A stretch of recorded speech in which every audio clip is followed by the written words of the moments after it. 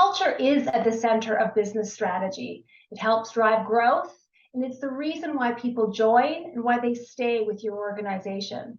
This fact has gained widespread acceptance throughout the pandemic. It's also made the role of Chief People and Culture Officer integral to executive decision-making. This wasn't the case 10 or even 5 years ago, when the role was still primarily focused on performance reviews, compensation, benefits, in other words, tactics. Today, organizations have put culture at the center of their strategy, and they've made the Chief People and Culture Officer the steward of culture. They are business partners to the CEO, advising and consulting as peers. Now, instead of tactics, the role is helping set organizational business objectives through the lens of culture. It's a natural and it's an obvious progression. Today's labor market. Candidates today are recruiting future employers, not the other way around.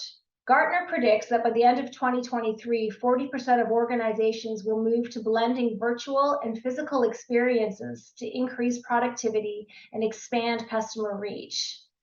The fundamental change is the result of a confluence of events: the shift to remote work, the Great Resignation movement, the tight labor market, record compensation levels, and the new and different expectations of millennials and Gen Zs, who want to ensure their own purpose and meaning is aligned with that of potential employers. The results? Most candidates are being pursued for multiple opportunities. 3 trends that we're seeing when it comes to operationalizing culture and how Chief People and Culture Officers are driving performance. Number 1, leading organizations are investing significantly more in learning and development programs. They have to. Candidates are asking, often in the first interview, how an organization will invest in their training and their development. The Chief People Officer is charged with creating programs to inspire continual learning while empowering employees to chart their own course. Second, leading high-performing organizations are also focused on advancing diversity, equity, and inclusion, and Chief People Officers are leading that charge. They are putting programs in place to mitigate unconscious bias in their recruitment and their career development processes. In today's working environment, it's critical for organizations to have a value statement that clearly defines their culture.